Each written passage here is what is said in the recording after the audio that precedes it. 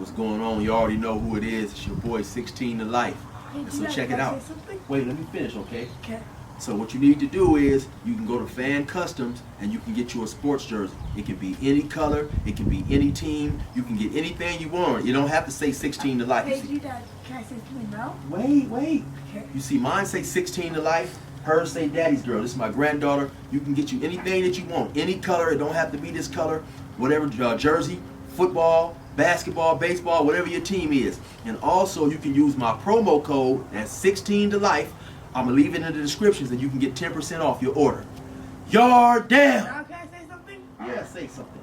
You want to be like 16 to life, but you really don't want to be like 16 to life. You do the crime, you do the time. Oh, shut up. Say what's cracking, YouTube? It's your boy 16 to Life and I'm back like I'm on a pro violation. Yard down! Now let's hop right up into this story. Now this particular story right here takes place in 2003 on the Sea Yard in Ironwood. Ironwood is a prison in Blythe, California, and for those of you guys not familiar with that area, Blythe is maybe about an hour away from Arizona, so it's extremely hot down there. Now, you know me, I always kind of like to change the names of the people that I'm talking about. So in this particular story, this right here is going to be about a dude by the name of G-Dub, And so, like I say, it's always a shock, man, when a person you're doing time with, because I just think that everybody is given the benefit of a doubt when they were in prison, especially when they run with, Crips, Bloods, Southsiders, whatever, a dude is always given the benefit of a doubt in terms that this dude is going to handle his business. He's a rider. He going to stay solid, so on and so forth. So when you happen to see a person do something that's counter to those thoughts, it definitely is always a shocker. Now, G-Dub was probably about, I'm going to say G-Dub maybe was about 32, 33, somewhere around there. 6'2", 6'3", kind of a dark-skinned dude. Heavy set big brother, man. Probably about 250 pounds possibly, I happened to meet G-Dub through a homie of mine by the name of T-Roll. T-Roll was a good friend of mine. He was from Colton City, Crip. Rest in peace to T-Roll. He ended up passing away in the pen. I want to say maybe about a week after Nipsey Hussle died. And so anyway, T-Roll had knew G-Dub from another institution. I can't remember which, maybe Lancaster or something like that. But anyway, I also forgot to add that G-Dub, he had a big old giant scar on his neck. It was like a scar that had turned into a keloid. And I think he had told me he had got into it. There was a riot with the blacks and the Southsiders, and he had got cut on the neck. I think I want to say Centinela or Calipat, but I'm not 100% sure. So anyway, G-Dub was a real cool dude for the most part. He was laid back, even though he was more of a big fella. Every now and then he'd come out and play basketball, and just kick back. He was, real cool. And G-Dub, I forget what hood he was from, but he ran with the gangster car. And so he wasn't no super crip. A super crip or super blood is a person that's just always with the extras, gang banging, always looking for trouble. He was kind of laid back, and even though he was with the even though he ran with the gangster car, he kind of did his own thing and hung with himself for the most part. He was a cool dude, And so initially I met him on the A Yard, like I said, through my buddy T-Roll. So now one day G-Dub is sitting out on the ground in front of a building, and right behind the basketball court, maybe 2 or 3 COs walk over there. They tell him to stand up. They search him. They handcuff him and take him to the hole. So come to find out, he was over there sharpening the knife on the ground. And I guess, I don't know if maybe the tower seen him, or because those buildings, they have back doors where the guards that's working in the towers can also come to the back windows and look over the yard. So I don't know if one of those guards looked over the yard and seen him, or the guard who's outside in the tower on the yard, may have spotted him. But somebody had spotted him over there sharpening the knife. They came and got him, took him to the hole. So after, they gave him a shoe. Then after he done his shoe program, they released him to C Yard. Maybe they didn't have any space on bed space back on A Yard, or maybe the captain of A Yard didn't want him on A Yard. Who knows? But for whatever reason, he was released to C Yard. maybe about a year and a half later, I told you guys a story about when the white Crip came to the yard and we had a riot.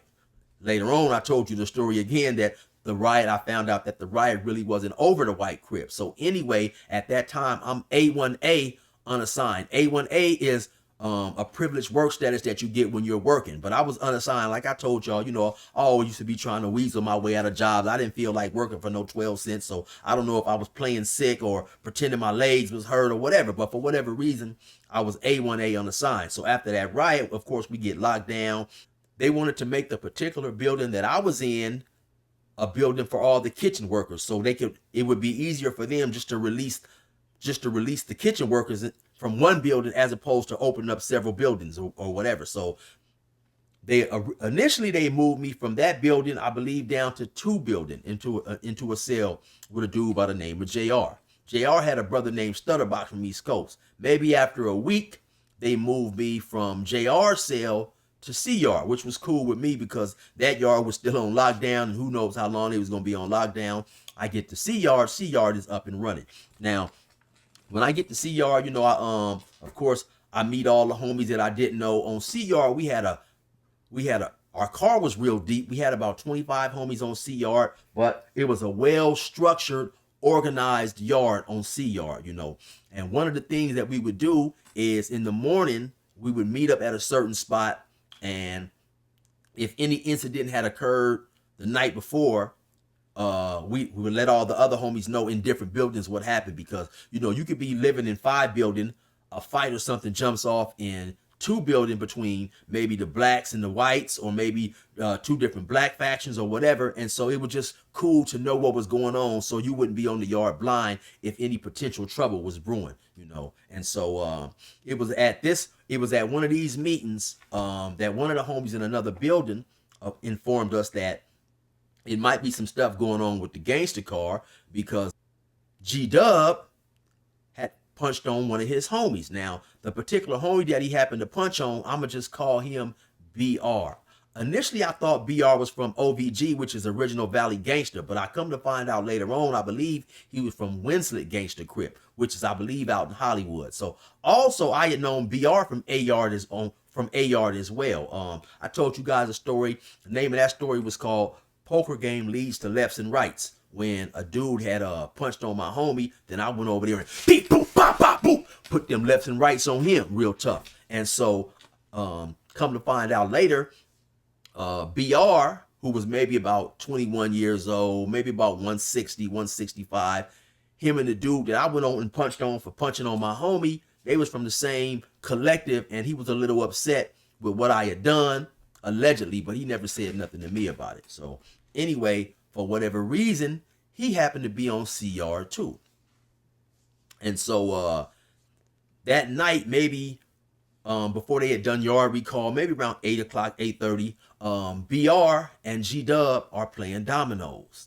And so they over there playing dominoes, and this happened in another building, but I had a homie who was right there. He's seen everything. And so for whatever reason, at some point in the domino game, G-Dub, who was much taller, much bigger, older than BR, stood up and boop, pop, put a 2-piece on BR, knocked BR down, all that old type of stuff. And so the few other gangsters who was in that building was upset about whatever G-Dub done. They felt that it was unrighteous, that he shouldn't have done that or whatever. So, that situation was more than likely going to be rectified immediately, you know what I'm saying, when they released us for yard the next day. And so the homie is telling us everything, that happened or whatever, so we can just be on our P's and Q's or whatever. And sure enough, once yard is released, maybe about 10, 15 minutes after yard is released, you see all those who associate with the gangster car, they over there having a powwow, they huddled up talking, everybody except for G-Dub.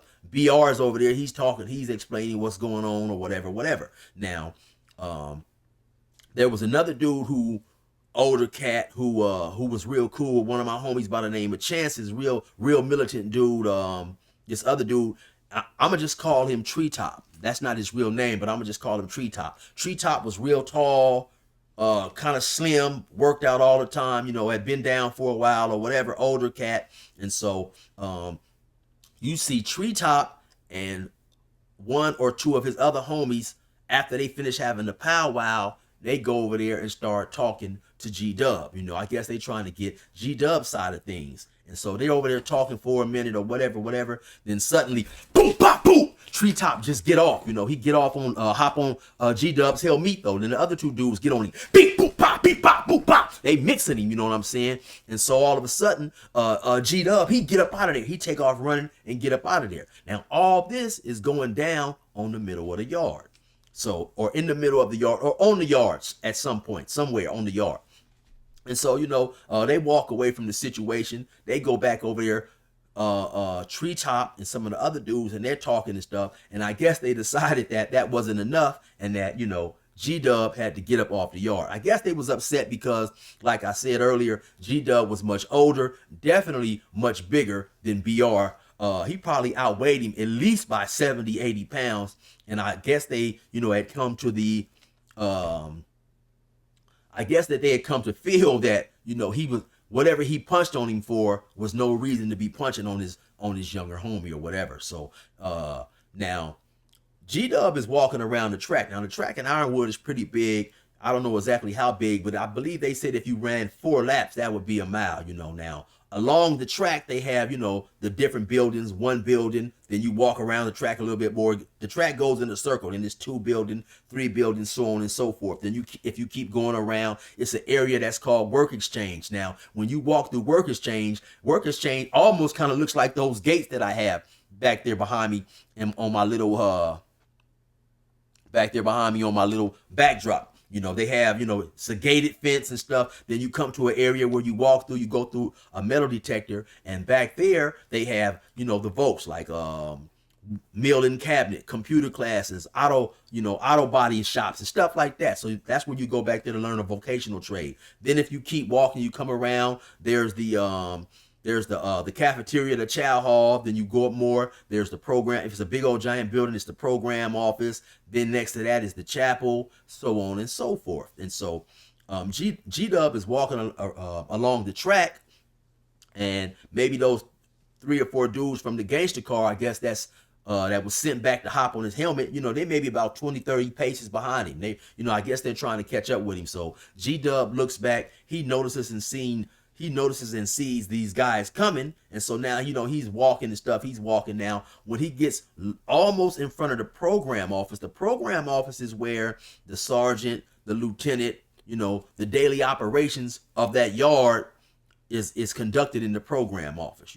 If you happen to get rolled up for a disciplinary action, they'll call you to the program office to hear that disciplinary action, which is known as a 115. All that stuff goes on in the program office. So, now, as G-Dub is walking around the track and he sees those 3 or 4 dudes from the gangster car behind him, suddenly he looks up and he sees another 3 or 4 dudes from also who affiliate themselves with the gangster car coming from the other side of the track. So basically, he's trapped. He can't go back without running across the gangster car dudes, and he can't go forward without running across some more. So he decides to stop right in front of the program office and post up on the wall. So now both sides converge on him, and he's up on the wall like this. You can see him looking. Now I'm maybe about 100 yards away. I'm watching everything that's going on, and you can see the different packs of dudes from the gangster car that's got him cornered, basically talking to him. And then, they probably telling him, come on up off the wall, get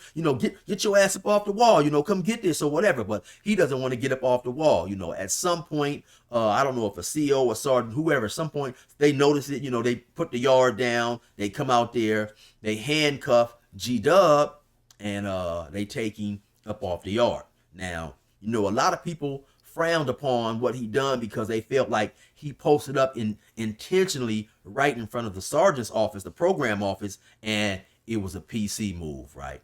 And so I would say maybe about 10 years later, I happened to run across G-Dub again at CMC East at another institution. And, we chopped it up. We talked a little bit and stuff, sometimes you might be at one particular prison and there's a dude that's there and you guys really don't talk too much. But then when you get to another prison, due to the fact that you recognize each other from the other prison, you talk a little bit more or whatever. Even though me and G Dub, even though we did talk at Ironwood, so yeah, we talked and stuff. He still, he still was affiliated with the gangster car. He wasn't kicked out of the gangster car for that. I believe that he was just getting a discipline, and of course some people didn't feel too good about the way he chose to handle it. Instead of squabbing and going out there and taking his punishment like a rider or a man, he chose to kind of basically like PC up a little bit. So me and G Dub talked. I never brought the issue up. I always got the feeling that he felt a little shameful, knowing that I was there when it happened. But he never said nothing. I never said nothing, And sometimes it's a bit shocking when I think anybody in prison, right? Crip, Blood, Northerner, Southerner, whatever organization that he pushes with, while he's on a yard, he's given the benefit of a doubt that if a situation comes up where it gets violent, he's gonna handle his business and do the respectable thing, which is basically fight and handle his business. I think everybody is given the benefit of a doubt simply because they're in prison. So it's always a bit of a shocker when you hold a person in high regard and he gets into a situation and he ends up doing the opposite of what is thought of as the right thing to do. I don't know if I mentioned earlier too that G-Dub had a big old giant scar on his neck, which had turned into a real thick keloid. And he explained to me that he had got caught up in a riot between the blacks and the Southerners, and he had got cut on the neck. He had ran over there to help somebody, and he had got cut on the neck. So, in my mind, he definitely was a solid dude, right? But the cold reality of prison is one day you could be in the good graces of your homie, and the next day you fall out of the good graces of your homie. And the cold part about that is, regardless of what organization you run with, how big, how bad or tough you are, or how big or bad or tough you think you are, when that particular organization or collective that you run with decides you have to go, you have to go. You might go out there fighting, you might go running, but you're gonna go. There's no way one dude can handle and whoop 10 to 15 dudes or even more than that. And like I said earlier in the story, it's suicide to come out there with a knife and pull a knife on the collective that you run with, because you may win that particular incident, but once you go to the hole, you'll be marked as a dude who pulled a knife on his own homeboys. And so whenever you come out of that hole, whatever yards you hit, they're definitely going to be on your helmito, and it's going to be bad for you. Anyway, though, you already know what it is. It's your boy 16 to life. Resume normal program.